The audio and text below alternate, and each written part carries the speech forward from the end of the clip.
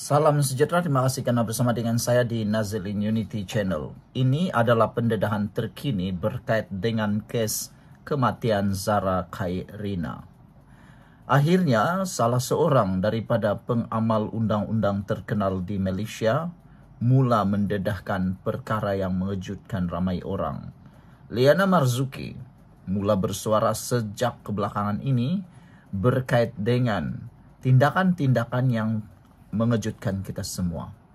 Yang mana ada orang yang lupa tentang satu kes lebih besar, yaitu kes kematian Faris. Kenapa yang itu para pembangkang tidak pula bising, kata beliau.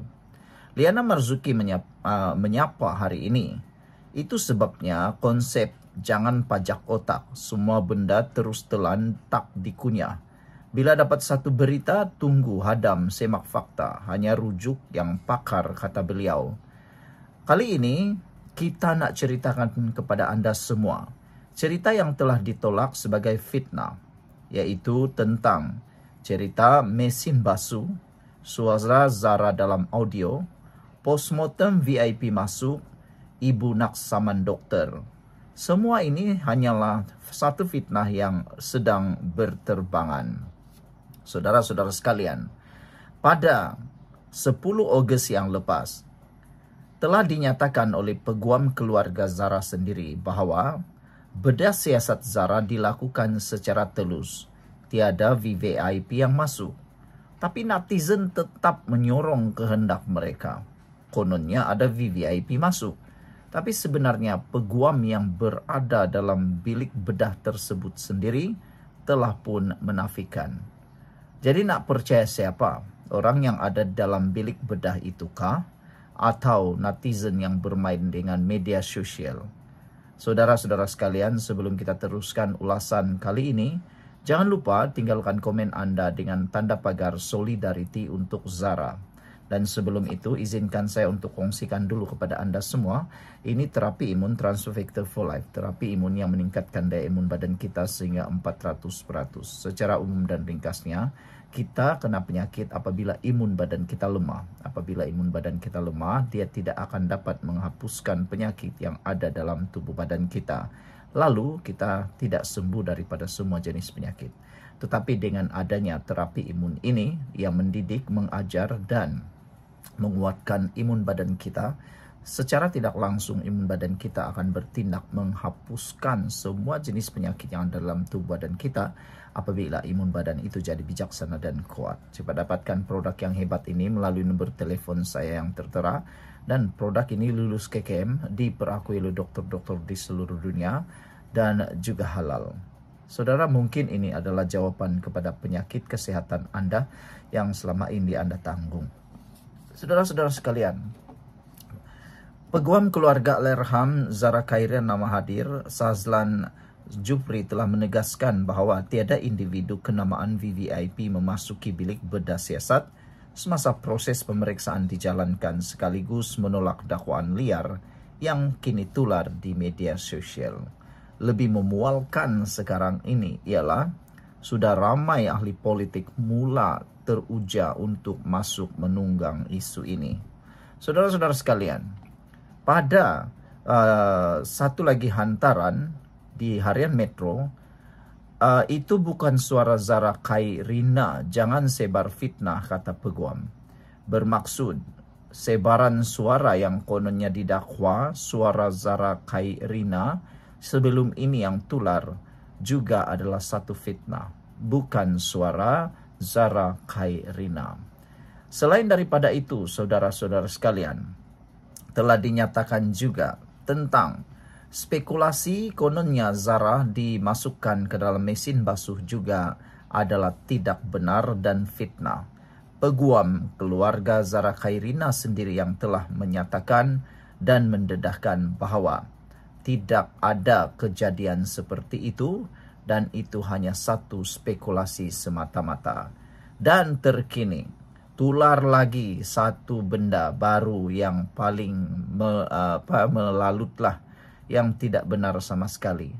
Yaitu kononnya peguam kononnya Ibu Zara Khairina mahu menyaman doktor terkenal. Tapi saudara-saudara sekalian, peguam telah tampil menyatakan bahawa Ibu Zara Khairina tidak pernah mengarahkan untuk mahu menyaman doktor terkenal.